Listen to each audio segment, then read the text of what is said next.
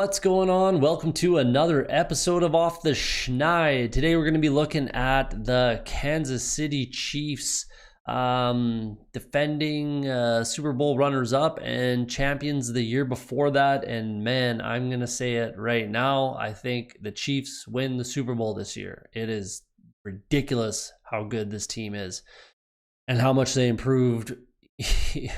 Even though they're already one of the best teams in the game, it's almost unfair.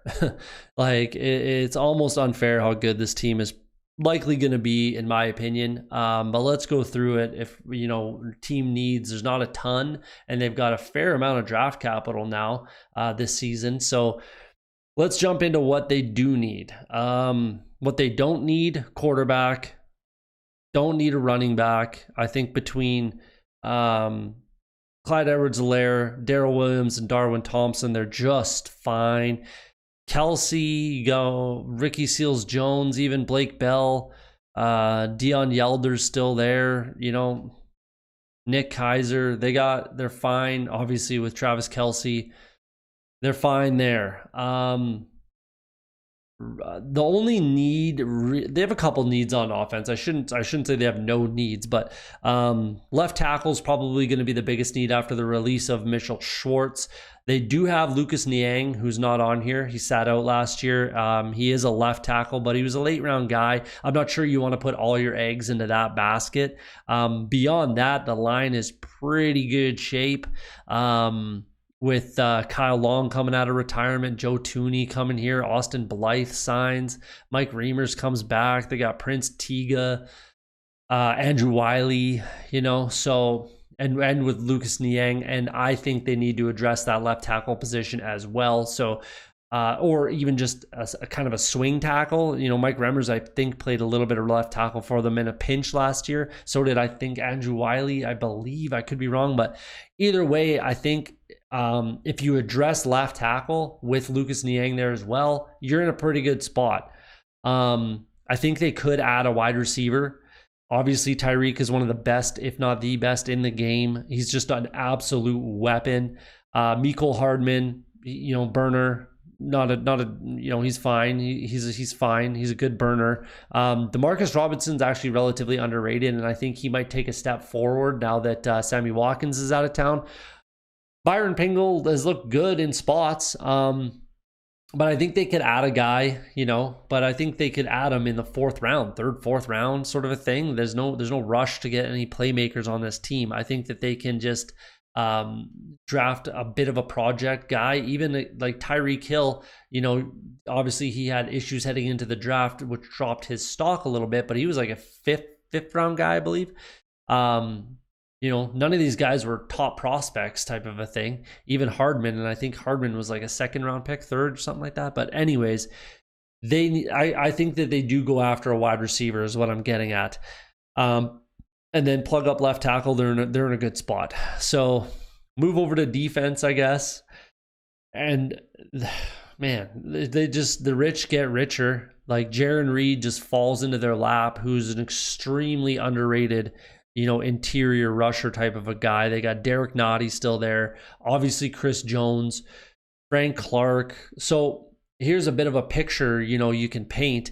I from what I'm hearing, and it makes tons of sense, you could move Chris Jones out to play end, throw Jaron Reed in there. So you got Frank Clark, Derek Nottie, Jaron Reed, and Chris Jones on third down type of thing. That's pretty scary. Taco Charlton and Mike Dana are there as, rotational pass rushers. There's nothing wrong with those two guys being depth guys. They could add another pass rusher somewhere in the draft. Again, they have a reasonable amount of capital.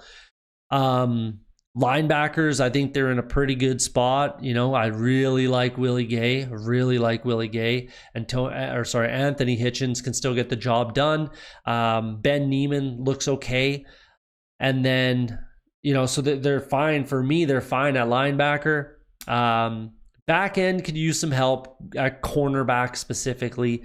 Travarius Ward, Jarius Sneed, I think are good quality guys. They still have Juan Thornhill, obviously the Honey Badger, Dirty Dan Sorensen there, Rashad Fenton, and then they go ahead and bring in a former first-round pick, DeAndre Baker. Why not give him? Why not? Why wouldn't you? You know, you're the Chiefs. There's nothing pressing.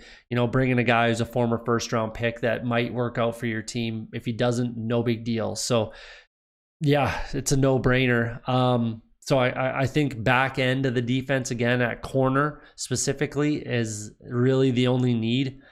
Yeah, man, this team is stacked. It is disgustingly stacked. A good buddy of mine is a huge Chiefs fan, and you know, just every time it must be nice. It just must be nice to be a Chiefs fan right now. They're in a great spot, and I'll say it again. I think they win the Super Bowl this year. April 4th. I'm not going out on a limb over here, but I don't think that there's too much stopping that from happening. But as far as team needs in order, I'll go with left tackle, cornerback, wide receiver, and then some defensive end help. That's about it. And none of it's extremely pressing. You know, that's gonna hinder them from being that Super Bowl contender and probably winning the Super Bowl. None of those holes are gonna stop that from happening. And they have pretty good draft capital to make those holes go away. So yeah, there you go. Chiefs look great. They're gonna be one of the best teams in football, probably win the Super Bowl. And there's really not much stopping that from happening. So we'll see what happens. But there you go. Thanks for checking out the episode. Don't forget to hit that like and subscribe button on your way out, and we'll see you on the next team breakdown.